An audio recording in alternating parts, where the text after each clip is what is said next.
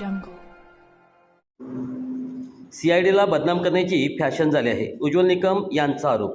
अनिकेत कोते खून प्रकरणात सीआयडीला बदनाम करण्याची फॅशन झाली आहे असा आरोप विशेष सरकारी वकील उज्ज्वल निकम यांनी युक्तिवाद करताना केला. या खटल्याची सुनावणी जिल्हा न्यायाधीश पडवळ यांच्या कोर्टात चालू आहे.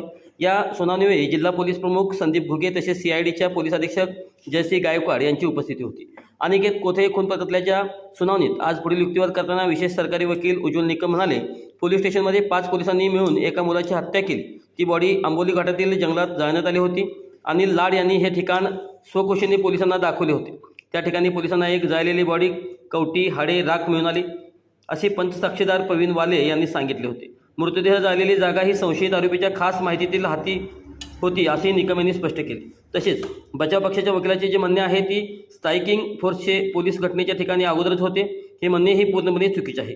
केवळ स्ट्रायकिंग फोर्सच्या प्रवासी भत्त्याच्या बिलाच्या आधारावर घटनास्थळी पोलीस अगोदरच होते असे म्हणता येणार नाही असे निकम म्हणाले. तुम्हाला कोणाला तपासायचे आहे का अशी विचारणा देखील युवराज कामटे याला केली असता त्यांनी नाही असे सांगितले होते. तसेच टायपिंग फोर्सच्या वाहनांची तपासणी जेव्हा केली होती तेव्हा सकाळी सर्व वाहने सांगलीतच होती हे दिसून आले होते.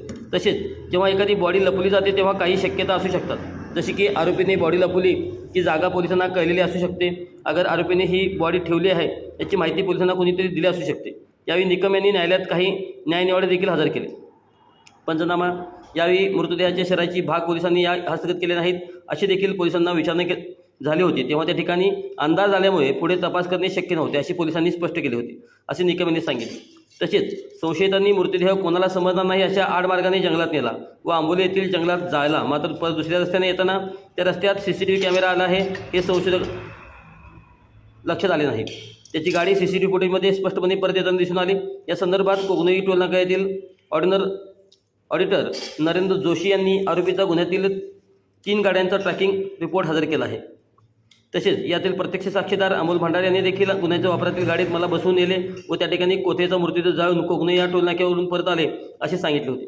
आज निकम यांच्या युक्तिवादावी न्यायालयात प्रचंड गर्दी जमली होती. निकम यांनी सलग सुमारे 3 तास युक्तिवाद केला.